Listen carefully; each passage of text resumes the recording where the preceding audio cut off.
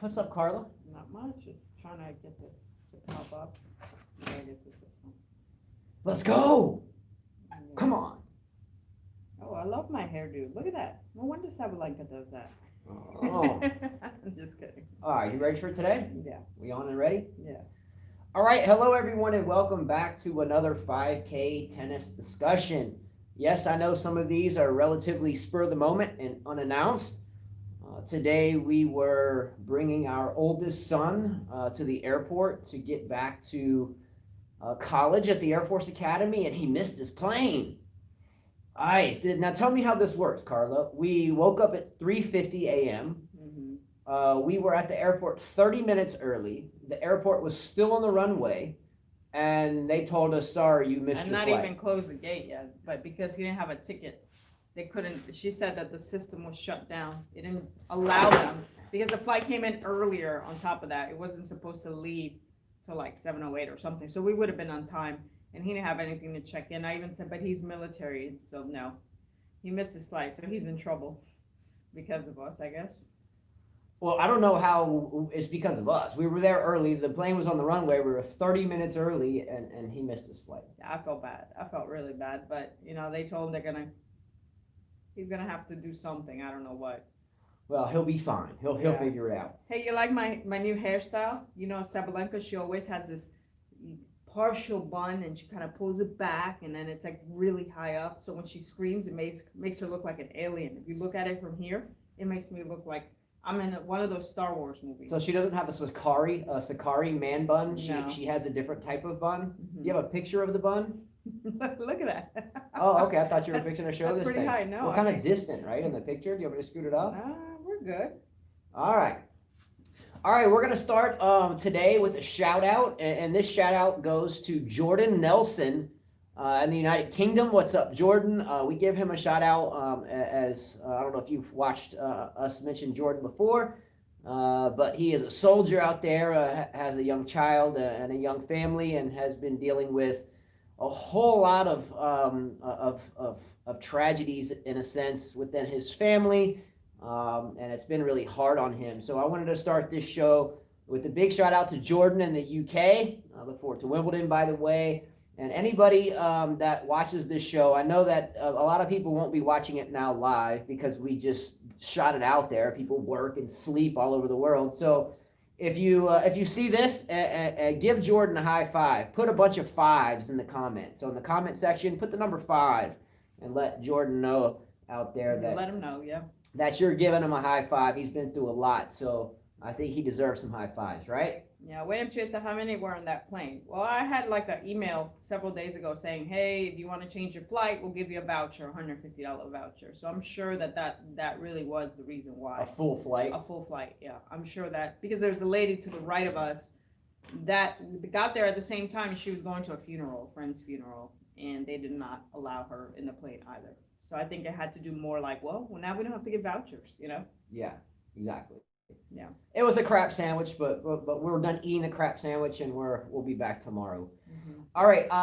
The first thing I want to talk about today, and we have always indicated here that 3 things we're never going to talk about is race, religion, or politics.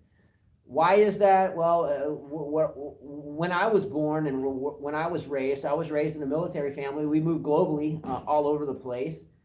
And my father would always tell me, never talk about race, religion, politics, because it will always stoke a fire. There's always 2 sides, and you're never going to win it. Just be humble, be a good person, and just steer away from those topics, right? Mm-hmm. However, yesterday here in the United States, we had quite a debacle in Washington, D.C., and I'm sure if you're watching this or watching this later, you will have heard of this or have seen it. I did personally want to take a moment and apologize to everyone internationally that had to watch such a debacle unfold. It was equally as shocking to all of you as it was shocking to all of us. And I just wanted to say that that's not what the United States is about. I know it seems that way in the past 4 years.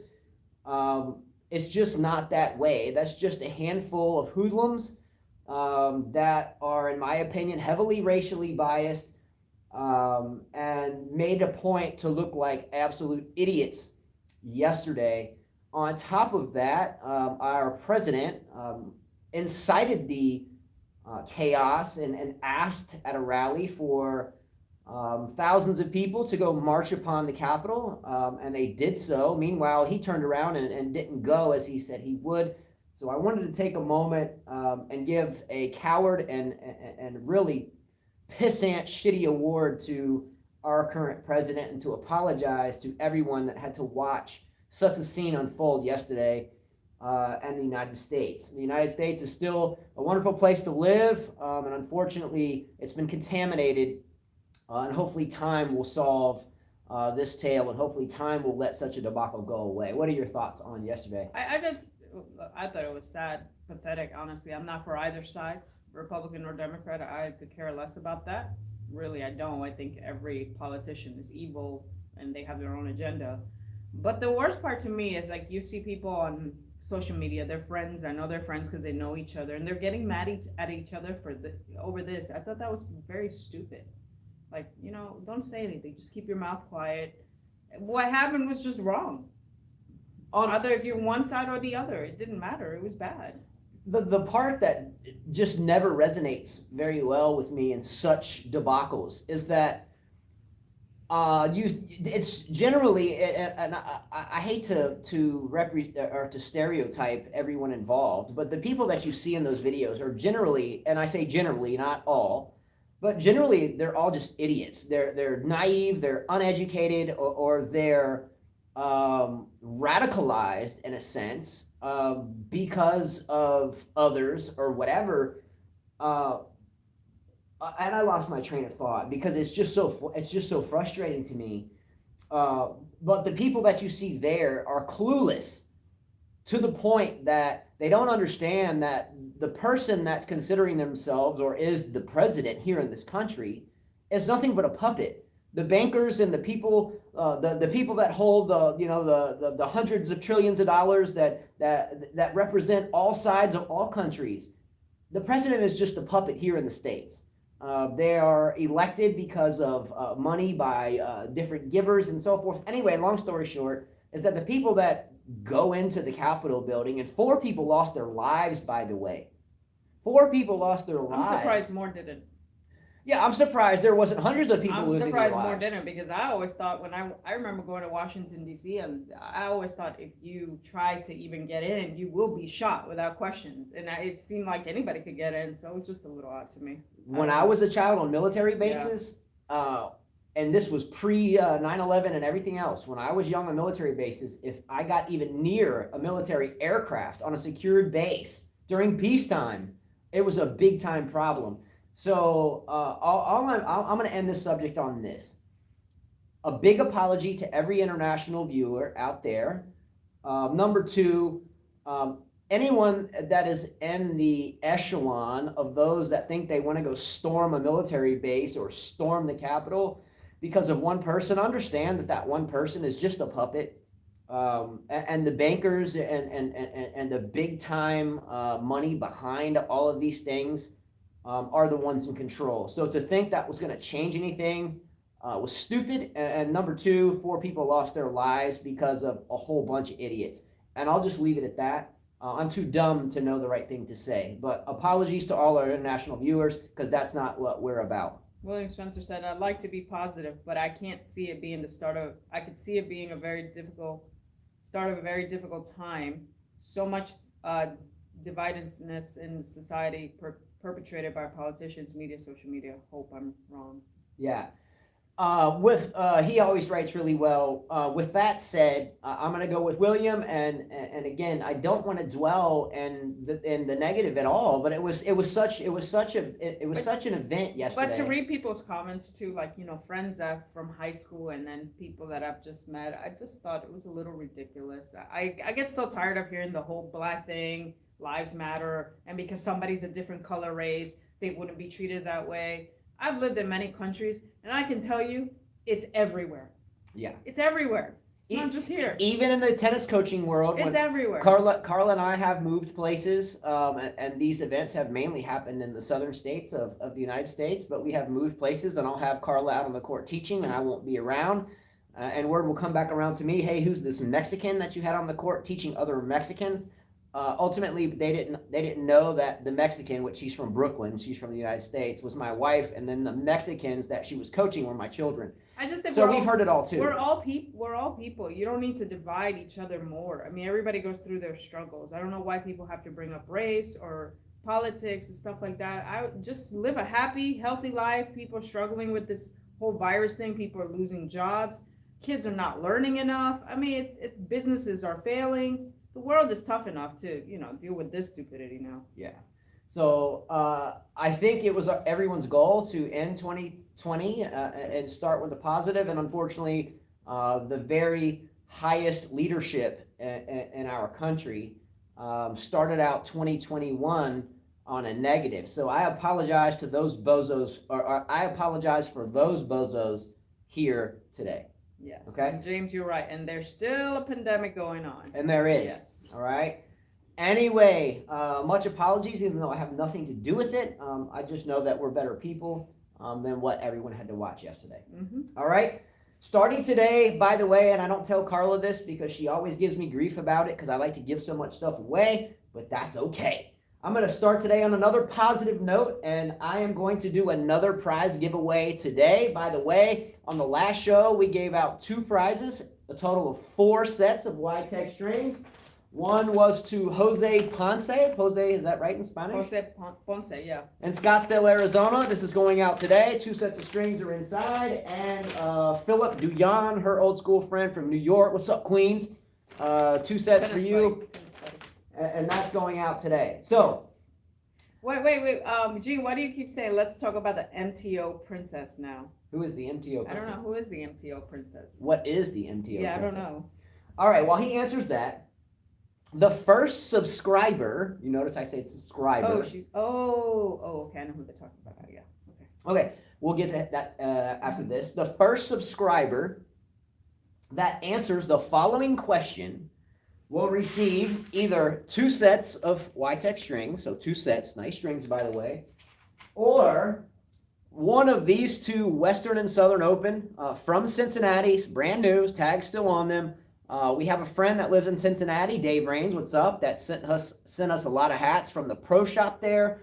So this is a trucker hat, tag still on it, from the Western and Southern Open. $30 hat, and then a solid navy blue Western and Southern Open hat.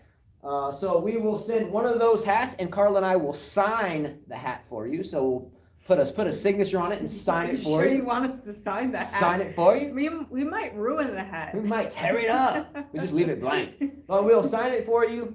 And whoever answers this question first. All right? Now, ready to go? Yeah, I'm here. And don't say, I answer first, because I can see it. It has to be the first one. Yeah. And people that watch it later will be like, dang, you only told us your show would be out there like 20 minutes ago. But hey, this is for the diehard folks, all right? Mm-hmm. All right, here we go. Here's the question. The types of tennis strings, the type of strings that were outlawed in the 1970s that are now illegal because of their uncanny and unfair amount of spin that they created were called what? The types of strings outlawed in tennis in the 1970s I bet you somebody's Googling and are now illegal because of the unfair amount of spin they created were called what? Whoever answers that first, we will send one of those if they want to answer, because they might not be even tennis players. They might just say the heck with it. All right. Spaghetti strings. Alex Couillard says spaghetti Alice strings. Couillard won it. It's over. Which one do you want? And we'll get it sent to you. Let her know. Haven't I sent you stuff before, Alex? Well, I think I have. So he's getting it again. I'm not sure. Alex, are you in California? Texas? One of the two? I think Texas. All right, topic. Wildlife, I don't know the answer, but I assume that Dow still uses them. Yeah. Actually, in the 70s, they were outlawed because of the amount of spin. Just after that, they outlawed them, and people wouldn't weave the strings anymore. They just put the mains and then the crosses over the top of them. Do you see what I'm saying? You know how we weave in between? They would just put the mains and then the crosses. and people could still do that today. But into the 90s, when the polyester strings, or the 80s when the polyester strings came out, you could generate that much spin anyway. Yeah. But back then you couldn't, so it was unfair to others, so they made it illegal. Got it. All right, Alex QR1, let us know what you want. Topic number. Must have had. Okay, send me, Alex. Which one? Which one? Which one? And you know the deal. Send me. You could text me, or you could send me an email with your address. I'm sure I can look back on my history and find out. Which one? And do you want us to sign it or not? Okay. Yeah. Topic number 1, and this one was a shocker to me earlier today. Right? This one was a shocker. Mm-hmm.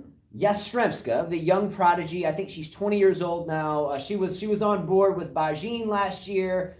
Has been playing really well. Last year, she didn't really have a really good latter half of the year at all. But Yastremska is on a provisional suspension for testing positive to steroid-type medications. So she has Isn't been... she from... She's from Ukraine? Ukraine, the same thing. It's Russia. Is she Russian, or are you from Ukraine? Ukraine.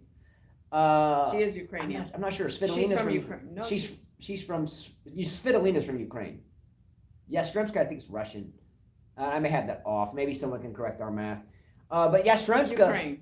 Ukraine. So Yastremska is now provisionally suspended for doping at the young age of 20. Watch out, Sharapova. You're out of the news. Yastremska, you're in. So what's up with this, Carla? What's up with that? All right. I wrote about it. I mean, she was provisionally suspended. So they haven't... I guess sometime in November they tested her. And she came out. Hold on. I sent it to myself. Ooh, Justin's gonna kill me. He's gonna be like, "That's okay. You're not prepared." We weren't prepared to do this show, so I give you a break today. Usually we go over the stuff, but today we didn't. For anti-doping violation, she tested positive for metabolite of mestrolone, which is some type of steroid. Back in November, the sample was found to contain. Okay, so she said a few days ago, I received a notice that I tested positive. She said, I firmly state I've never used a performance-enhancing drug or prohibited substance. She's in shock. That's what she said. This test was done in November. She says, and only a very low concentration of it was detected in my urine. Given that the low concentration was given on my negative test 2 weeks earlier, I have received scientific advice that the result is consistent with some form of contamination event. Isn't that what we always hear? Yeah. And we found cocaine in your system. Well, it must have been in the food or something. Were you referring to Hingis or Gasquet? Yeah. Were you going back to the French and Austrian tennis there? Or Swiss tennis? All right. I'll start on this one.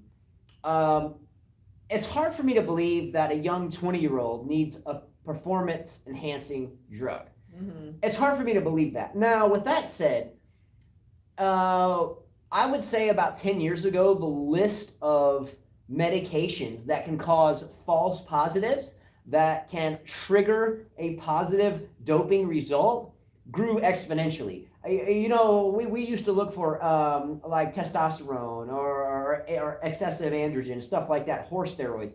But now there's so many different chemical compounds that can have this type of benefit for the human body. Mm-hmm. Also, there's a lot of different diets, medication, treatments that can also cause these same type of false positives. Like, if I am on like federal probation to go to jail, right? If I'm let's say I'm in jail and I get out on probation, mm-hmm. and I have to pee in a cup every other day, mm-hmm. right? Mm-hmm. One of the things they test people for is opiates, which is painkillers, right? Mm-hmm. So what is one thing that causes a false positive on an opiate drug test? I don't know. I don't even take any pills. I don't know. Eating poppy seeds, like on a bun, like you eat a sandwich. Is that true, Philip? Is that true? If you eat poppy seeds, enough of them, it can cause a false positive on a drug test. I'm telling you, I know this stuff. So with that said, it's hard for me to believe that Yastremska had intentionally ordered up a performance-enhancing drug. Now, does that mean that her team had not? No. So what this can be to me, number one, is Yastremska could be a victim here. Could be. Could be. Well, I says, Justin, why do you know this? I mean, do I need to get into that topic now? I mean, I could get into the topic. And Philip said opiates come from poppy, yes. See, thank you, Philip. But he said something funny. He said, Gasquet said, oh, that's right, I remember this. She said, she got your strings, Philip. He kissed a girl, and she must have had cocaine in her mouth. like, hey, you usually smoke it or snort it, but I kissed you and I still got it. It's your So then fault. Willer says, poor Diana, and just after she kissed Cascade during an evening meal around Yes. Sarah Irani. Who wrote that? Who wrote this? William Spencer. There you go. Love this guy. Oh, man. But look, maybe she kissed Gasquet. Maybe she hooked up with Hingis. I don't know. But the fact of the matter is, it's hard for me to believe that a 20-year-old young player dialed up a prescription cocktail. Yeah, I think for her, she feels the pressure. She was supposed to do something last year. Yeah. Special. We thought she would. I always liked her. I picked her because she has the game. And she still has the game. She still has the game, but I feel like sometimes a lot of these Russian, Ukrainian, we saw what happened with Sharapova, the Olympic team. It's just very common there. There is some history behind Russian doping. However, is that not maybe some Western media behind the allegations? I don't know. Just like here, the baseball players do a lot of steroids. The Dominicans, Puerto Ricans, it's the same thing. Look, the bottom line is this. It was very minimal, though. I just cheated a little bit. Okay, I just cheated a little bit on my test. Hey, I looked at my 2 lines, and that was it. Hey, Judge, I'm on probation, and there's just a little bit of crack up on my drug test. Come on, man. It's a false positive. No, I'm just kidding here. But the long story short, though, is I wish the best for her. I don't think this is Yastremska dialing up a cocktail. I think this, if it is true, it's her team maybe not being transparent, right? What are you looking at? So you're saying she's not guilty? I don't think it's her derivative. I don't think a young 20-year-old is going to be like, hey, I need this to be better. I think maybe if she is guilty, I think maybe it's some team or. So it's her team's fault. I don't know what the fault is. Did you just really say that? You think this young 20-year-old girl is going to know about intricate steroids and to call in a prescription to her local dealer? You think she's that smart? You think a young 20-year-old... You don't think she discussed this with her team? That's something that might help her. Do you think she's the one that spawned the conversation? A young 20-year-old... She is 20. I mean, at 20, I was getting married and about, close to having kids. Are you telling me this girl at 20 can't think for herself? Can you go back to the article and read to me what she tested positive for? What did she test positive for, Carl? I hadn't even heard of it. Isn't it the same thing as Maria Sharapova? No, hers was I forget it. But Testosterone, no. Metabolite, that's what she tested for. Okay. No, this Yastremska. You can't even pronounce it. Do you think the 20-year-old from Russia can pronounce that? So how, look, I think there's more than meets the eye here. There's no way a young 20-year-old girl is so destitute to where she has to order up a prescription cocktail of some shit you never heard of. I doubt it. Okay. I doubt it. That's like someone going into Phillips' practice and asking for some neurological drug out of nowhere. You know that there's some coaching going on. So William said, question is a minute drug infringement really much worse than faking an injury to turn a title match around? Okay. I mean, well said. Can you guys tell me exactly what it is? I could Google it, but you guys are out there watching the show. What is it? What exactly does it do for you? It's a steroid, it said. All I know is there's a young 20-year-old's career hanging in the balance. They're not gonna look if Evans came back for cocaine and Gasquet didn't get in trouble. But cocaine's not performance enhancing. In tennis today, I would rather test positive for cocaine than I would be for performance enhancing. Cocaine's gonna make me play worse. I'm not gonna sleep. I'm not gonna be able to see the ball or focus. So I would rather have a performance taking away from performance drug to test positive for than I would to test positive for something that enhances my performance. So now the media is going to say, oh, well, I guess your glimpses of superstardom was just your prescription. What superstardom, though? She did really well a year and a half ago. Yeah. No. I'm just saying, it's a tough situation. Well, it didn't help her because she's 29 in the world and she couldn't win anything. She had to fake a life. Wait a minute. If she's 20 years old and she's number 29 in the world, she's doing great. How can you say she didn't win anything? I'm just saying she didn't do great like we expected. She would lose to those players that we thought she could beat. You know what I mean? Instead of just going through the ups and downs of tennis, now it's just going to be because you put that in you. Alex said she won Juanjin La Falao. Was that a tournament? Wuhan? I don't know. All right, you ready? I don't even know. All right, you ready for topic 2? Okay, so Philip said it increases testosterone, therefore her strength and endurance. No, that's a good question. This question's for Philip because I've always wondered this. So, men produce testosterone, women produce androgen, or estrogen rather. Androgen. So, long story short, how does testosterone help a female? I don't know. She doesn't have balls. I mean, is that right? Am I wrong? I don't know the answer to it. I'm just asking. William said, "What superstardom?" Oof. Well, okay, all right. Well, didn't exactly. she lose to Serena Williams one time? And She lost to Osaka. And then Serena had to go comfort her on the side of the court. That was a year before that. Yeah. All right, you ready for topic 2? Anyways. Anyways, topic number 2. I'm sure she'll get out of it. She'll be fine. Roger Federer missing the Australian Open. We've all known this. I've said it for a year. I know I'm wearing the hat. I just got it because it was lucky I got it before he sold out. But I've been telling everyone on this show for a year and a half that Roger Federer wouldn't win another major. And everybody called me out. You're not a Federer fan. You got the hat. You got a Roger Federer. Nobody called you out. They kind of agree with you, but they would like to give him a chance. They're like, why were you giving him such a hard time? Because he's not going to win another major. Anyway, that's not where I'm going with this argument. This topic.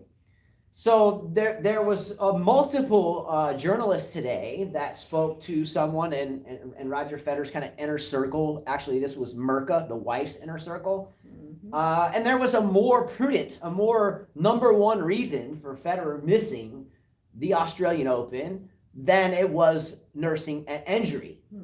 Carla, let me ask you a question. Carla, we have 5 children, right? Yes, Justin. Okay. And you're my wife, right? Really? Yeah. Now, if I called you up and was like, "Hey, Carla, I'm gonna go play this tournament. It's in Australia. It's a major, yeah, but I'm gonna be gone a month because I got to quarantine for 2 months prior to that. You're gonna babysit the 4 kids, 2 twins, and I'll be back in a month. Check you later." What would you say? I say, beat Djokovic. Don't let him pass your son. Go play it. That's because you're a tennis player. She's a tennis player. Okay. I would say, come on. With all the nannies I have and all the money I have, go play your tournament. All right. So let me tell everybody what the reason was, as per multiple sources. The reason was that Mirka, and look, I'm not knocking anybody. I'm just telling you the real reason. I love Mirka to death. They were a great Federer and Mirka back in the day. Were a good mixed doubles team, by the way. That's how they met. I think it was mixed doubles Davis Cup, something like that, Fed Cup maybe. Anyway. Mirka's take on it was that she wasn't really up for her husband going to Australia for 2 weeks for the tournament and 2 weeks prior to quarantine with the 4 kids and so forth. So that was kind of one of the decisions that had to be made. Honey, I don't want you to go away for 4 weeks, 2 weeks to quarantine. Then if you make it into the second week, which is hopefully a given, maybe not these days. So that was one of the reasons. Carla, do you back up this reason? Would you want me to dip out for a month and go to a tournament? If I'm not Roger Federer, if I'm just some traveling tennis player, a journeyman. And you're making money for the family? Well, yeah, but what if you had? Follow your dreams. What if you had $700 million in the bank? Then it doesn't matter at that So point. in other words, stay home then? Stay home, yeah. So if you got a private jet and you got almost $1 billion in the bank and are already listed as a billionaire because of sponsorships moving forward. He knew he wasn't going to win the Australian Open. Yeah. His shot is at Wimbledon. And he should just say, I'm not going to win Australia, so why waste my time? Do you really think he has a legitimate shot at Wimbledon? Are you kidding me? Yes. He hasn't played in a year. He just missed the Australian Open. What's he going to play? Halle, Germany, the Halle grass tournament before Wimbledon, and then was he going to play the Queen's Club or the Nature Valley Classic at Eastbourne, and is going to jump into freaking Wimbledon and expect to win it? I don't know. Are you serious? But everybody's laughing at what Philip said here. He explained it. He said everyone produces testosterone and estrogen. In theory, men secrete high concentrations of testosterone, but men today are a little wimpy, so they don't secrete it as much as testosterone as in the past. Love this guy.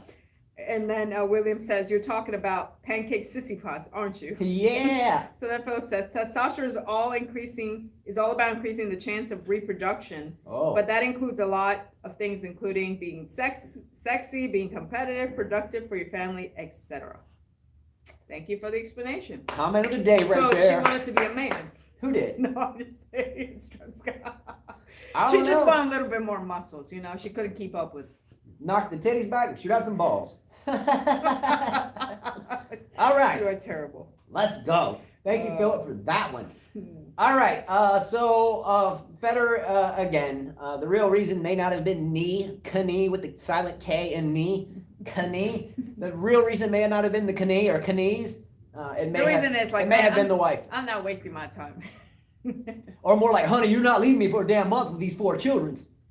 Are you telling me, do you really think, first of all, the kids are older now.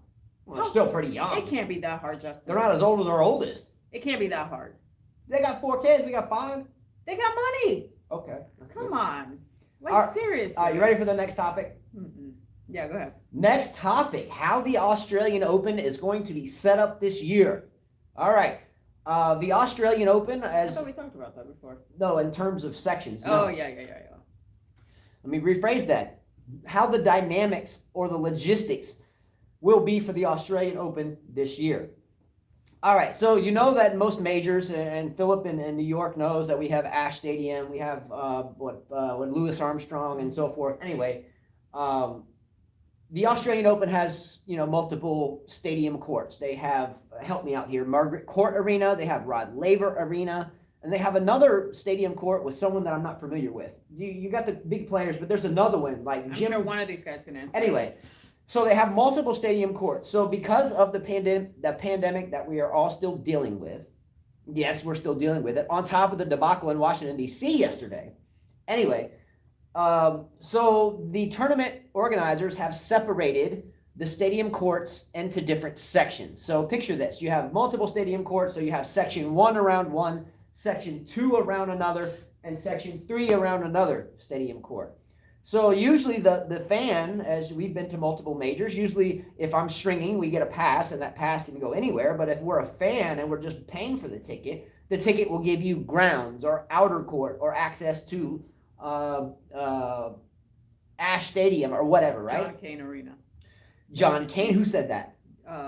Gene Schwartz. Thank you, Gene. I was looking for that. That's the one I'm not familiar about. Who is John Cain? Because he has a name up in Australia. What's up, Lucifer? You've been busy, right? Let's go. He's the viewer with the worst name, but I love him to death. Busy. Let's go. So how the fans will go about getting into the Australian Open this year is they will purchase a ticket per section. Mm-hmm. So instead of buying an evening session ticket or a day session ticket, they will buy a section 1 ticket, a section 2 ticket, a section 3 ticket. And in each of these sections, they will have the same entertainment, concessions, foods, beer stands, whatever, as in the other sections. So what they're going to try to do is separate the major matches into sections instead of just having, Nadal playing on Laver Arena and then Djokovic playing on Laver Arena at 5 and then 7 and staggering them. They're going to try to split it up into sections. Why is this beneficial? I had to look it up. How is this beneficial? They say for contact tracing. If they have someone that comes to the tournament, then they can alleviate big numbers. Yeah, you were at the Rod. So anybody? You were in Rod Laver Arena. Yeah. Let's focus on the people in Rod Laver Arena, and let's see if we can trace their contacts. Does that help? I don't know. I just saw a picture a little while ago. I was about to talk about that. Can you show them this picture? I just saw a picture a little while ago of people at an airport, and we spent the morning at the airport. And my son missed his plane. It wasn't we didn't miss it. We were there way early. That was the airport's fault. Anyway, but you are distant 6 feet in line to get onto the plane. But when you sit on the plane, you're packed in like sardines. Together, yeah. So how is that even? Makes no sense. It makes no sense. No. So, does that help anything? Is that just a posture for the world to see so they can say that we did all we could? Weren't you watching a concert the other day? Who? Fish? But that was pre-recorded from 2 years ago. Oh, that's what I was about to tell, because I was like, why are people like... Oh, and Philip in New York, next time that this pandemic is done and Fish plays at Madison Square Garden... I don't know who that is. Well, he doesn't have to know, but if Fish plays in Madison Square Garden for New Year's or any other time, Carl and I are coming. Mm-hmm. We're staying with you. We're inviting ourselves. We're inviting ourselves. To his place, I'm staying with you. I'm flying into LaGuardia. I'm going to the show for like 3 days, and then I'm coming home, and we're staying with you. Wow. I'm just kidding. I was just kidding. All right. Moving fast. Do you have the picture or no? No, I can't. All right, don't worry about it. No. Next topic. Anastasia Pavlen Chinkova. We've talked about her for years. Was in a match in Dubai, and she was playing Ons Jabeur. Okay, we know Jabeur. I'm going to bring up Jabeur a little bit later. A wonderful player on the come up from Tunisia. Was in the match and forgot the score. She was serving. She held serve. Jabeur was making her way to her seat to sit down to change sides for the 6-5 game. Hopefully push it into a tiebreaker that she did. And lo and behold, Pavlen Chinkova was still over there serving, and the umpire had to say, hey, the game's over. Well, here's a picture. Look. I mean, here's the people with the mask, but yet they're all sitting next to each other. I mean, how does that make sense? Makes no sense. Hey, separated line, but on the plane, you better sit on each other's lap. Just like when you go to Walmart or any supermarket, right? You go to any supermarket, you have to stand 6 feet apart. But yet when you're shopping, you're like bumping. Get out of my way. Let me get that ketchup right there. Get out of my way. Let me get that. Makes no sense. All right, Pavlen Chinkova forgets the score. She goes to sit down, Jabeur sits down, and Pavlen Chikova's still serving. The umpire has to say, "Hey, the game's over." Pavlen Chikova has to take it upon herself to be very classy and say, "Quote, I was completely lost." Now, Carla, how common is losing track of the score on the tennis court when there is no umpire? Oh, very common. Every match. As a matter of fact, you and I get into a lot of arguments. You're like, it was 15-40. I'm No, like, it wasn't. no. I'm like, Justin. You like, won 2 points. Yeah, and I can go back. The thing is, if you're a good player, you can think back every point. Every point you can think it off. Yeah, absolutely. The only reason why I bring this up, because it's no big deal. Now, I did read from, 10 out of the 50 sources we look for, different things to talk about, had this. So my thought is the 10 sources that had it, the journalists that wrote it, probably weren't very ardent tennis players, right? Mm-hmm. Forgetting the score happens. And these, beginning rounds of these tournaments where the matches are, and there's no one in the stands, there's no one in the stands anyway because of the pandemic. The mind is very easy to lose. How do I put this into perspective? If I know that, especially if I'm confident, if I'm on the court, if I'm playing a player I know that I can beat, or I feel very confident that I can handle, I'm thinking about what's going on at home, what are we having for dinner, what's going on in the world, Washington, D.C., people are breaking into the Capitol building. Thinking about that? Oh my God. I'm just saying, people think about things. We're human beings. We think. Our mind deviates from what's at hand. It's called focus. Yeah, it happens anywhere, anytime. So with everything going on in the world today, we have people are broke, people are hungry. We got the UK and Scotland on lockdown. What's up, Jordan Nelson and Matt Cain out there? Political turmoil where we have to wear masks, and then on and on and on and on and on. And we make this, 10 journalists in the world write front page news, kind of not defaming, but making light of that this young lady forgot the score. You can't forget the score. It happens. It definitely happens. We've had students that they're like, it happens. Venus, it happened to her at Wimbledon. Remember, she was serving and she didn't realize she won the game, and the umpire didn't know the score either. Yeah, but they had to go back and rewind. Yeah, and now they have the touch pads and everything else, but forgetting the score is quite common. And Carly, yes, you and I have gotten into heated battles over the score. What's up, Cam Williams? Glad you're up. That's good. Wow. Wish I was sleeping. I got up early, but it's only 2:37. Man, he's kicking the rooster in the ass. Mm-hmm. How often does forgetting the score happen in juniors? All the time. At any level that you play, pros, juniors, mixed, USTA, flex leagues, whatever, is it your job to remember the score? No. Well, if there's an umpire, there's an umpire, no, but otherwise, yes. Yeah, of course, yeah. We are these players, all of the players, for the most part, for the last year, for the most part, haven't played many matches. Would you consider being a little rusty, a little bit of a good excuse to keep your name out of the media for forgetting the score? Sure. It's happened to me at one important tournament. I was playing a challenger, and I realized the girl won the match already. What, you were still trying to play her? She was like shaking my hand. I'm like, huh? I was so nervous. You're like, what? I was so nervous. I was like, the match is done? I thought I was winning the second set. It happens, yeah. Is there anything crazy going on in the world today? Yeah, every day. Is the world an easy place to live in? It was never easy. It's just harder now. So for the 10 journalists out there that made a point to make front page news over Pavlen Chinkova for getting the score, play the game a little bit. They were bored. They have nothing else to write about. Yeah, find something else to write about, because that's totally common. And believe me, with the technology we have today, the score would be easily fixed. Mm-hmm. But I have seen junior tennis players that we teach ready to fight. I have seen junior tennis players all up in each other's faces, ready to kill each other with rackets over the very same thing. What do we tell all of our students, Carla, after every point when we play practice sets? What's the score? What's the score? All right. Especially you, Kara. Oh, I hope she's not Thanks out to there. your dad, though. He did a great job with my teeth yesterday. Let's go.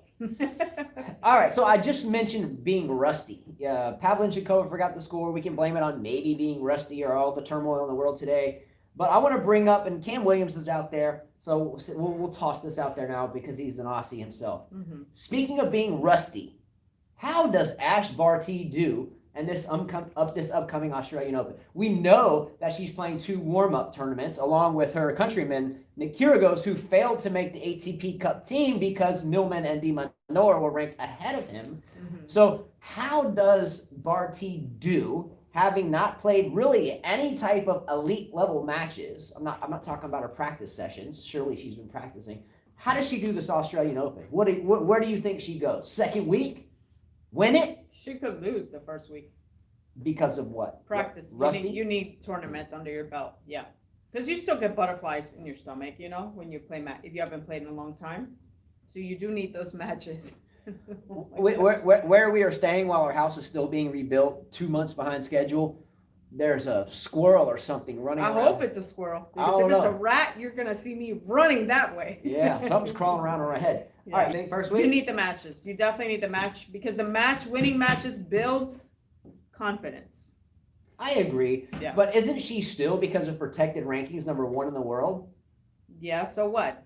Is she that? How many number 1s have we seen in tournaments? And that's the number 1 seed out on the first round. Do you think if Rafael Nadal hadn't played a match in a while, he would come into the French Open and lose in the first round? No, So what's the difference here? How can you say Barty won't do that and then Nadal or no, It's Barty simple. will? Simple. Nadal's won so many slams, whereas Barty's only won 1. He has the confidence already. He's a veteran. She's not a veteran yet. Someone like Djokovic, someone like Federer, and someone like Nadal, or even Steffi Graf. Let's say she hadn't played in a long time, or Serena. You could throw them in there and they'll make it far, just because of that experience they've had of winning so much. Well, with Steffi Graf, I think you have to say that her tactics were so much better than everybody else. I'm just saying, someone that's won a lot, Martina, Chris Evert, John McEnroe, all those players that won a lot, they have that to back it up. They have the experience and the confidence. And Barty's only won 1 slam. No, it's not enough. I agree with what you're saying. It's realistic. Mm-hmm. But again, because of the disparity or because of the lack of consistency on the women's side, in the men's side, you got the big 3. You used to have a big 4. And then you used to have Wawrinka, Del Potro, and all these guys in there, and they were like fixed in the top 10. With the women, you really never had that except one constant, Serena. Not only that, for some reason, the Australians just don't do good on their turf. That's the other thing that she has against her. Here's a good trivia question. What's the farthest round Ashley Barty has made at the Australian Open? Yeah. I don't know the answer to that. Has she made a final and lose it? In Australia? Did she make a final? No. Cam Williams says, I think the crowd will push her through the 4th round, but if she plays Osaka, Kenna, or Halep, things could get tough. There's not going to be enough crowd, in my opinion, Cam, for her to be pushed. Well, it just won't be. Look, I'm with Cam on that one. I you really guys am. want to put a bet down? You guys want to put a bet down, both of you, that she'll go down the first Against week? you? Yeah. Cam, let's go. First week, Let's she do goes something down. here. Look, the fact of the matter is we have to put some type of trust in our ranking system. We have to put some type of trust in it. Or why do we have it in the first place? Mm-hmm.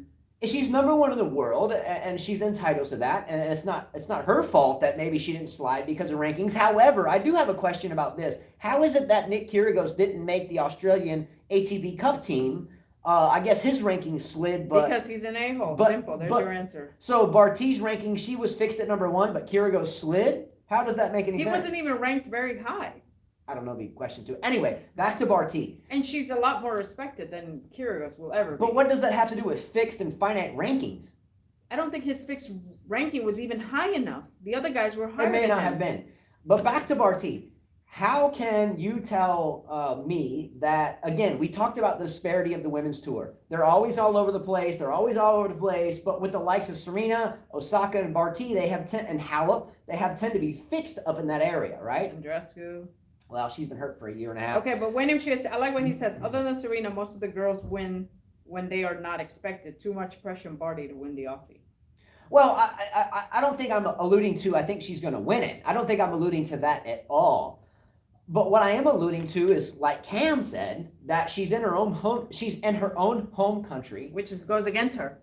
I think in the history books, yes. However, the second week. I think the bet that you called us out on. She will not make it. If Cam, you want to make a bet, let's go. But I'm on his Justin, team. You want to make a bet, let's go. So I mean, I would take it because the bet is that you do not think that Ash Barty will make week 2. No. So you think she'll be out before the 4th round? Yeah. If she loses first, second, or third round, you win the bet. But if she makes it to the 4th round, Just which to make begins it the second week, yeah. which is the 4th round. That's fine, yeah. I'm confident. So I'm taking that bet. Tell me what you want to bet. Whether Cam's in or out, I'll take Sure. the bet. I'm in. She puts her money where. All right. Yeah. I think Ash Barty makes it to the second week. I don't think so. I don't think she wins it, but I think it's possible. Is she in shape? By the way, I don't know. She's the type that has that body that if you're not training it and you're not lifting weights and stuff, you can get out of shape real quickly. Now, who else has a body like that? Andreescu. Just saying, Serena too. So I mean, if you're not like in the training room, like working on footwork and getting in shape, I could see her out of shape playing this tournament. All right, next topic. There's been a lot of fodder. Fodder. He like, says, I'll take the bet. Okay, good. Let's go, Cam. All right, we're going to what come up are with we something. betting them for? I don't know. Let's talk about that. You guys are going to dress up as something, both of you. So, like, Cam will have to dress up like Ash Barty There we on go. one of his live Yep, streams, like yep. a final, like one that 300,000 people watch. You have to dress up like Barty. Oh, All right, that'd be awesome. Yeah, let's go. I mean, you come up with the bet, Cam. I'm confident she's going down. I'm in on. I can't wait for that. But we're gonna win the bet, so I'm not worried about He us. said, oh no. All right, a lot of fodder. Fodder is kind of shit to talk about. Stuff just people put out there for people to talk about. Pause a second. All right. Carteri said, "Who's betting against Djokovic winning the Australian Open?" I am, Carteri. Not me. I'm with you. I am. I if you want to go on that too, I don't think he'll win the Australian Open this year. And that's a topic. That's a topic coming up too. Mm-hmm. But again, we'll get into that in a minute. But I think just like Barty, it's hard to take the number one away from the girl because of protected rankings and COVID stuff, and then all of a sudden you think they can't win another match. Mm-hmm. The same thing with Djokovic. Anyway, all right. A lot of fodder has been tossed out in the media about the Romanian 80-year-old Ion Tiriac. Now we've talked about this on our fantasy team show that we did 2 days ago. No one responded to it. I understand why, because no one watches the fantasy team stuff unless it's really hardcore players that are going to dissect draws and really put thought into it. So that's understandable. But at the end of the last fantasy team, or the first fantasy team video for 2021 AO Open, we mentioned at the end of it about this situation. So the old Romanian tennis player, I think he won doubles in like 1970 with Anastasia or something.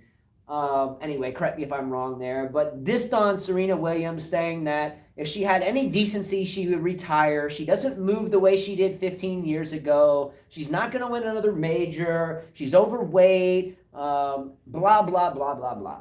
Isn't his fat ass overweight? Well, I don't know about all that, but I know every time he's watching his Madrid Open, which, by the way, if I remember correctly, he owns it. Yeah. But he's always sitting there with like a cup of vodka. You're like, why isn't he dead yet?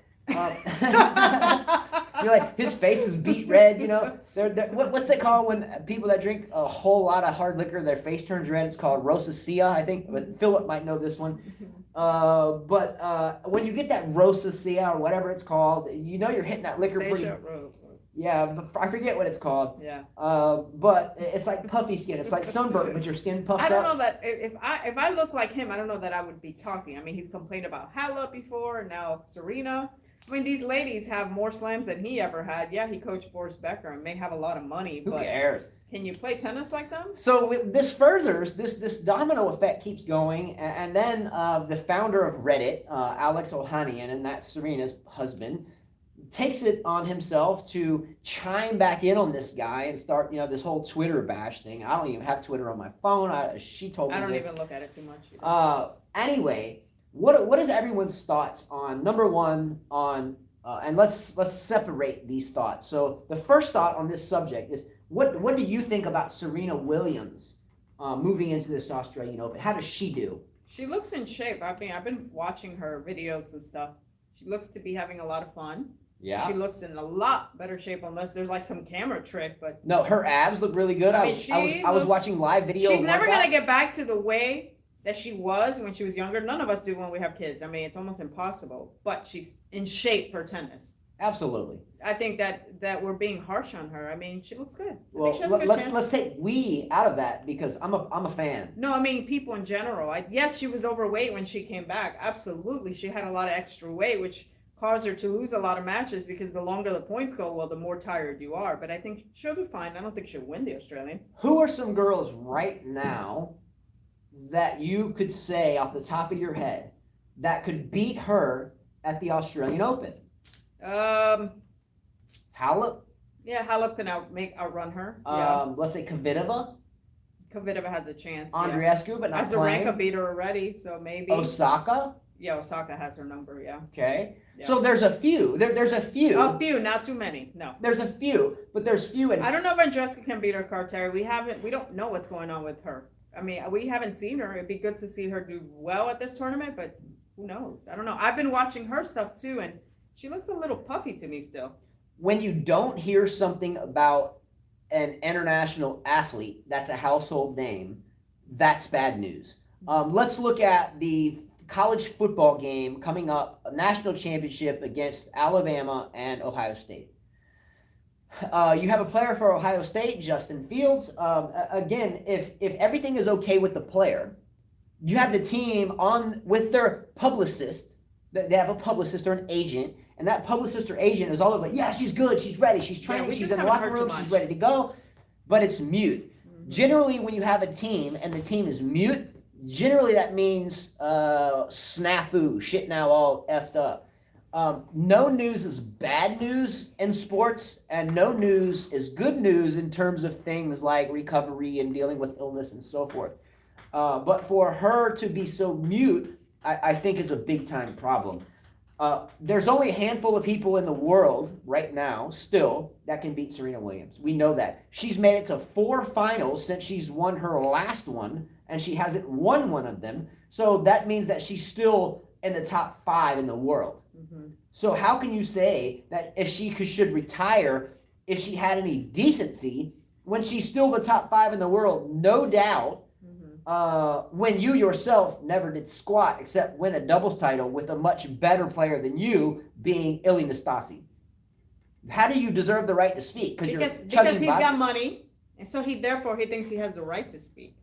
So, okay. I mean, again, this guy is like, like one of those, flies. He talks a lot because he's shooting that vodka. Exactly. All vodka right. makes you talk a lot. Second thing on the same topic, what do you think about Alex Ohanian, the owner and founder of Reddit, which is a $1 billion computer app and so forth? I'm an idiot with all that stuff. What do you think about Alex Ohanian talking back to the guy on a social media platform? Do you think that was okay? Yeah, it's his wife. You're gonna defend your wife.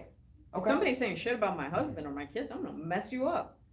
All right, I'm gonna disagree with you big time. Maybe he should have shut his mouth. I'm gonna disagree with you. I would have given him a phone call, been like, buddy, give me a number. I wouldn't even have done that. Justin. I would not. Come on. I know you better than anyone. No, if someone's in my face, that's one thing. You know I'm gonna get up in it. But number 2, if it's someone. How many times have people left me comments on this when I was against Djokovic that they were gonna cut my head off, because they're in a certain country and women should be talked down to, and you went off on them. Okay, come on. I didn't think about it that way. Yeah. But I'm not a billionaire or a quasi-millionaire app founder. Don't you think that maybe Serena wanted him to do that? Stand up for me? So some pressure maybe? Yeah. I just would have kept my mouth shut. I think so. I mean, if you hold that type of credibility, you are, and the elite of the elite, do you want to step down to their level? Do you want to start going back and forth? No, I wouldn't go back and forth on social media. No, I don't do that stuff. But I'm just saying, I could understand why he did it. That probably hit a bad nerve. How many comments do we delete because people call us idiots and you're stupid? But I laugh at that. You should have your. I love it. I love it because you know what? I'm in America, so you can talk all that crap you want. It doesn't matter. All I have to do is go delete. So I'm sure that he felt pressure, like he had to defend his lady, and on top of that, it hit a bad nerve. So, yeah. Or maybe Serena would have slapped him in the face if he's doing nothing. All right. This is a good question about Clijsters. I haven't heard anything about Clijsters. Is she playing? I don't even know. Is she playing the Australian Open? I don't know. Well, we know both of her comeback attempts last year were halted or Well, at first she made a comeback last year and was Last year halted. shouldn't have come back. Yeah. She had to pull out. Her first comeback tournament she had to pull out and didn't even play it. Then she made another comeback and I think she won a first round. Yeah. And they got trounced in the second round. She was out of shape. She came back out of shape, and that's she had the like problem. a double chin. The problem is she looked like a mom that's been retired for many years. Yeah, So, yeah. Look, I'm a big Kleisters fan. So am I. I've always loved Kleisters. Great player, Belgian player, just like Justine Henin. So she's not playing. Thank you, Cam. She's not playing. She's playing Miami. Kleisters is playing Miami? Mhm. Knowledge drop. Another comment of the day right there. What's up? So I will tune into Miami for sure. I'd love to see that. So Philip said, in his home, he isn't the breadwinner. He isn't the most famous. He needed to do something to have his wife find him sexy. Yeah, he's not the best looking dude. Yeah, look. Like, Serena, she's got her looks, but I'm like, she didn't pick the best looking dude. So Philip, did you ever see the picture of Gringo out there that busted out the Keanu Reeves looking hair? Did you see that? Alice O'Hannon grew out the long hair. He was trying to look like Keanu Reeves. Did you see that? That was terrible. I mean, she's gone out with some good looking dudes, and then just to go with. Who has Serena gone out with? Patrick Mortagalu, Grigor Dimitrov. Who else? No, I mean Redman. Didn't she go out with Redman or something? Redman? Yeah. She was up with the Method and Redman? Yeah. METHOD. She was with some other. No, was it Cam? What's his Cam? There's another rapper she was with. Who? Cameron? Yes. She was with Cameron? I gotta look it up. Hold on.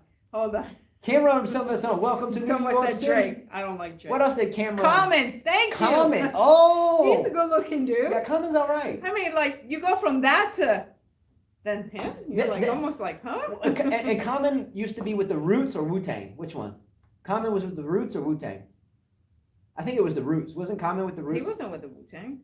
I think Common was with the Roots. Method was with Wu-Tang. Mm-hmm. Anyway, all right. Carteri's like, she's no freaking beauty. No, but she's powerful, and she's got her looks, Carteri. I know you don't like her. Wait a minute. Carteri, did you ever see the Sport Illustrated issue where she had the white swimsuit on? She was looking pretty good then, and she didn't even want to talk to me because I didn't even want to throw the issue away. I was like, this is my girl, and she would always try to hide the issue. Anyways. I like Serena. All right, closing this down real quickly. Next topic: players to watch and your own unique opinion. Mm-hmm. Players to watch this year, 2021, and your own unique opinion. Yeah, you can follow what some sports writer says and pick a list and But out of the top of your head, who are some players that you think are going to have breakout years that maybe no one's talking about, maybe people are talking about, that you think are a player to watch? Who are you watching this year, Carla? Let's go. Who am I watching? Who are you watching this year? Well, I want Tsitsipas to do something really good. Okay. I think I mentioned the last show, Shapovalov was another one. Okay, hopefully both of those players calm down a little bit, stop being so spastic. Mm-hmm. Both of them like hit jumping and do all these spastic shots. But I don't think if they remain spastic. Sinner, that's a good one. That's a good one. Okay. Alex Sinner, yes, Sinner is one. As for women, I mean, I think Coco Goth is too young still to make a lot of noise. I'm sharing some love with those that are saying that. I'm hoping Serena finally gets her slam this year. Okay, that's all you got to say? For women? Anybody. That's a pretty shallow list, Buttercup. Federer, maybe he'll win one more. Holy shenanigans. I'm getting dumber listening to her list. I don't really. All right. I mean, who can I say? Look, I can't say anybody here. The first player that I wrote down for this was Ons Jabeur. We know we've heard about Jabeur. Okay, why would Jabeur is like close. She's like in her late 20s. I understand that. She's been around, understand that she is, I think, the only player right now on the continent, or the only female player right now on the continent of Africa playing. And I think she's the only Muslim player at all that's a female playing right now on tour. And I may be wrong. That's great. Right? Yeah, I think that's great. Number two, someone just mentioned this, Yannick Sinner. Yannick Sinner has the game to hang with the best of them. I would like to see whether or not he can man up this young to play with Nadal. Sinner, yeah, I think he'll do well. Yeah. He made it to the semis at the French Open? Did he make a semifinal? Did he make a semifinal? I thought it was not quarters. It was quarters. I don't know. He made a quarter, a semi at the French and played Nadal. Quarters. Put up a pretty good fight. Zverev, that's funny. Didn't you just tell me that him and Federer are no more? Oh, I no did hear more. That. No more. No mas. Did you ever see David Ferrer as someone that you thought would No, get into that- coaching anyway? That's when these guys were talking about our viewers. Oh, but he's got Ferrer. He's going to correct his serve. I'm like, Ferrer? With Zverev? I'm like, that makes no sense. Ferrer had as much heart as anybody that's ever played the game, but not much more than that. He was a retriever. He's like Nadal, but Well, a fourth of it. but he might be a better coach, don't you think? He could be, but But not for Zverev. I just don't see that. I think Zverev is too bratty and boyish to hook up with someone like Ferrer. Ferrer is a veteran, seasoned veteran. He'll grind it out with the people in the trenches and go to battle. But Zverev, I still don't have a feeling. I that see he will him do that. falling really, really badly. Who's Zverev? Yeah. He could. I don't see him being in a top 10 or top 20. I mean, depending how the points go, but I don't see him doing good this year at all. We'll see. Next player, Carlos Alcaraz, the 17-year-old Spaniard. Now, this young, if you haven't seen this kid, we talked about him last year. Alcaraz is to Nadal as Dimitrov was to Federer. So you have, Dimitrov was always considered the baby Federer, right? Mm-hmm. And everybody, he's going to be the next greatest in the world because Djokovic and Nadal weren't really prominent, at least racking up majors at this point. We heard this comparison. Oh, here comes another good-looking one-handed backhand guy. He'll be the next Federer. Didn't happen. Well, if you watched the tour last year, especially challenger events and some of the smaller tournaments, you would see Carlos Alcaraz there grinding it out. I like his game. I like his grit. But as you said not too terribly long ago, I asked you a question about Halep. Who are some other players out there that you think could beat Halep? You may not remember this. And you said, well, there's a lot of other players that play like Halep, but there's not a lot of players that can do it better. Yeah. And then you said the same thing about Nadal. There's a lot of people that play like Nadal, Yeah, there's but there's not a lot of people that can do it better. Just like Djokovic. There's a lot of players that have that type of style, but they can't Just do it as good as can't do it better. Yeah. So Carlos Alcaraz has a big game. He has a very Nadal-esque game, and he's 17 years old. I remember him, yes. And he's ranked, I think, something like 141 in the world right now. But if Nadal is eventually going to be on the way out and he's only 17, he could be on the way in. And if no one can play Nadal's game better and he can play it close to that ability, I think the future might be bright for the young man. Okay. Next player, Leila Fernandez, the young Canadian. We've been talking about her for a while. So it's about time she does something. She could be a Heather Watson that we talked about and nothing ever happened. She could be a McNally. McNally's still young. She's very she's young. another one too. That's one I'm looking at. I love her style. She kind of reminds me of Kleister. She's very strong, and I like the way how gutsy and risky. I love seeing a player be gutsy and risky and take those big shots. Not wait for the ball back and forth. Even though I love Nadal. Leila. That's funny. I don't like to watch it, but Leila has the kind of Coco Goth build. She can really lay into the ball. Her tactics are sometimes a little elementary, but she's young, and I think she just won a match not too long ago. I didn't write that down. I just thought about her and wrote her down. Someone already mentioned the next one, Coco Goth. She's still very young. She's had some deep runs already, namely Wimbledon, where she made some big time news there. But because she's 16 years old, even younger than Carlos Alcaraz, I think we all have to watch her. We have to watch her and to make sure her trajectory is climbing. Now, last year, because of her age, she was only allowed to play X amount of events because of her age, but she's past that age, and I think her schedule opens up. So Coco Goff is another one to watch. The last one I had written here is Sebastian Corta, the 20-year-old American that comes from a big family of players, namely Peter Corta, dad. I've been around Peter before, and that's a really good tennis family, and he's part of that. Now, granted, 20 years old isn't too young in the tennis world anymore, but I think he has the right foundation in place, and I think he has the game to be really good. So, Ons Jabeur... There's late bloomers. Remember that tennis has become a game for late bloomers. Exactly. So I'm going to take Ons Jabeur to watch this year, Yannick Sinner, Carlos Alcaraz, Leila Fernandez, Coco Goff, and Sebastian Corta. Not that I see any of them winning a major, per se. Ons Jabeur, I think, could. Ons Jabeur could win a major this year. I think she could. And laugh about it. Okay, whatever. She could. What? Oh my God. All right, last topic. Stop. Did he really say that? That Ons Jabeur could win a major. I didn't say she will. I said she could. She could. She could. She could. She has a lot to fight for. An entire continent of people. And an entire religion of people. She has a lot That's a little. She could win a big tournament, like maybe Miami Open. Win a slam, though. Good. She cannot. She's got a lot to fight for. She needs to lose about 20 pounds. All right, last Wait, topic. what's up, Jordan? You're watching now? Oh, You're gonna have to rewind to yeah, the beginning. rewind to the 'cause beginning. We gave you a shout out. So anybody still watching, Philip said Justin is drinking the same vodka as Tyriak. all right. Look, I mean, I respect that. I mean, I get that, and I see where that's coming from. But I guess you know, someone mentioned. I think it was Cam Williams mentioned a little while ago that Barty would make it to the second week because she's in her country and she would fight for it. I think Ons Jabeur, again, being a Muslim woman and only one of her kind, has a lot to fight for. And I think when she gets in those deep points, if she can flip that switch in her head, I think let's have a bet on that one. I didn't say she would. I said she could. She could. Yeah, I could win a slam too, guys. I'm gonna try to qualify for the tournament, and I could win a slam at my age of 41. All right. I could. I wouldn't bet against it. I could. Come on, Justin. She doesn't have the weapons to be a champion. Well, she has the heart, and it's great that she's playing and what she's representing. She's not in shape, and she just doesn't have the weapons to ever be a Grand Slam champion. Fair enough. However, don't be surprised if she makes the semifinal this year. I'm not saying that the girl can't make it deep. She can make it deep because she interrupts a lot of people's different styles. But she just doesn't have, she's not in shape, the stamina to keep going that far and to win a slam. It's just not there. Just like Bouchard's. I know one guy, I think it was Harry Potter Wiz. He was asking about Bouchard. She'll never win a slam. I can tell you that much. Well, Bouchard. I didn't even know she had a twin sister. I know you knew Jean Swartz. I didn't even know she had Well, a twin Bouchard made a Wimbledon final in 2014, so that's respectable, but I don't want to get into that. Was it 2014? I think so.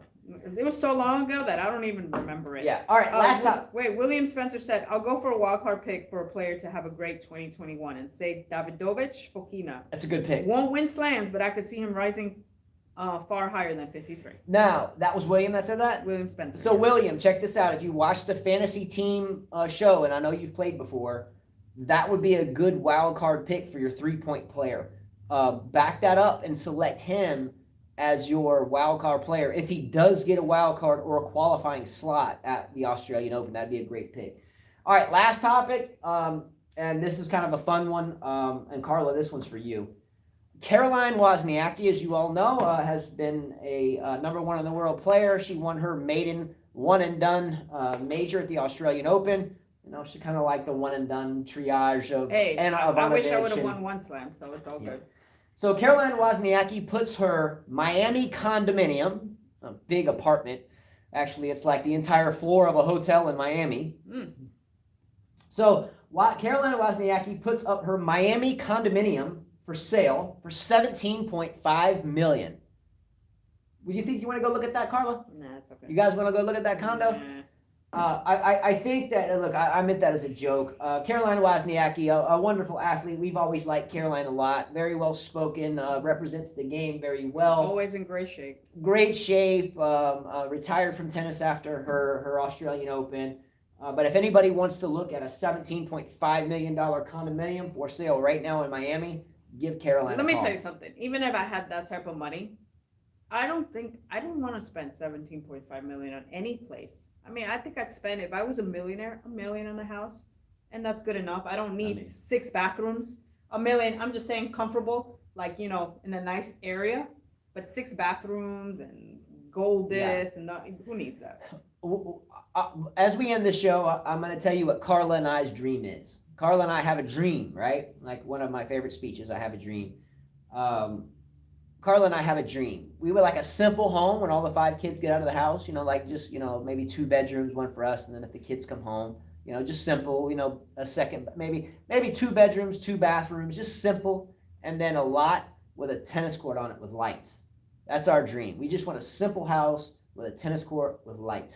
That's it. But I'm saying, if you were a millionaire, would you really want that type of house like that? Would you want to spend that much on a place? I think if that's ridiculous. Well, right now, being a single millionaire is not that much money. If I was a quasi or a multiple, no, I'm talking about if you're a millionaire. Like, you know how millionaires, they go buy this home and that home and this home. I wouldn't do it. You just need one home, and then so you have to travel. I would rather pay for a vacation home just to rent it than spend so much. For me, I would just rather keep it simple. A small little house, maybe in the middle of nowhere with just 1 little court on it. I'll be good to go. Yep. Oh, we didn't get to the matches, but we know Abu Dhabi and Delray Beach, they're playing. All right, everyone, much love to all of you. Sorry for the spur of the moment show. Everyone out there in comments, put the number 5 for high fives for Jordan Nelson and the UK. Much love to you, Jordan. Rewind it to the beginning. I promised Jordan I would give him a shout out today because he has dealt with so much on and off the court, family issues, tragedy and sickness and so much more. And he still finds a way to think tennis. So much love to you, Jordan. 5s in comments. And thanks so much. Cam Williams, get ready for the bet against Carla because we're on it. All right? Mm-hmm. See you later, guys. Take care. You ready to be Ashley Barty?